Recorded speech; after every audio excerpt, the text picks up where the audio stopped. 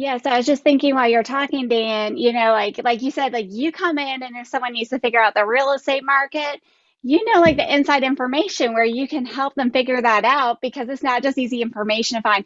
So we do that for families in the area. Right. Anything as a family, you need to know whether you're moving here or you've lived here for a long time, whether it's trying to figure out what park is a great choice for your family or where, your kid can go to summer camp or even what are great real estate agents in town. We have information on all of that. We have partners for all those topics, and we're just the one place you can go to find everything you need to know to live life here in the upstate and have a great time at it. Yeah. So what was your vision, 10 years ago of what Kidding Around Greenville would be? Is it what it is today? I mean, did you really envision kind of what it is as a resource today? A lot of people are surprised by this, but I really did because I felt like, as somebody who lived in Greenville a long time and saw the growth that had happened since I was a child, that there was real potential in our market. And I wasn't sure if I could do it, but I knew that there was at least an opportunity to grow it into something really It's special. kind of like your first one or two articles or things that you put out there. How to get started. So I started in the fall. So one of my first articles was actually on Boo in the Zoo, which is Okay. one of our traditions that goes way back, something I Yeah. remember going to as a child. Right. So I remember writing about that.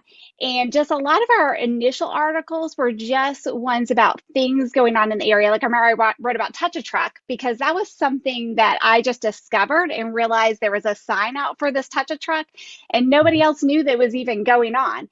So when I first started, that was a lot of what I focused on is just these special things in the area that I thought maybe people new wouldn't know about, or, people who have lived here might have not found out about yet. Yeah. So you were the one creating all that content at the beginning? Yes, so I started with my friend Susan McClure. So her and I wrote everything at the beginning. And Okay. Kidding Around is like truly a bootstrap company in the truest Yeah. sense, where, I would make $1 and then I would like spend half of it on trying to hire someone or trying to add Sure. something. So over the years, I just gradually built a team because, at the end of the day, I never wanted it to be about my experiences. I wanted it to be about all the experiences that people enjoy in the city. Yeah.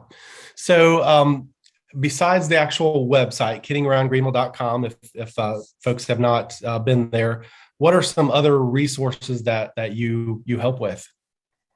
Yes, so we actually reach people in a number of different ways. So on Facebook are very active. We have 2 Facebook pages and 3 Facebook communities. So we're reaching people in a multitude of ways there. We're also on Instagram and TikTok and YouTube and those major channels, as well as we send out a newsletter to over 20,000 people twice a week. Wow. Okay.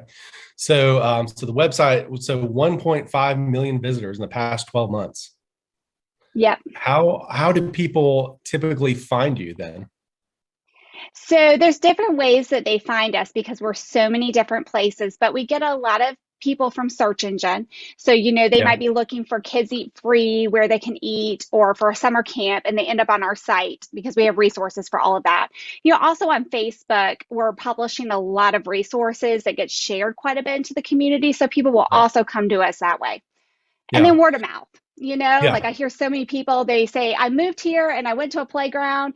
And, within being here for a week, 5 people told me, go follow Kidding Around Greenville. Right. What is your most popular section on your site, or page? Summer camps is really popular. A lot of people use that resource.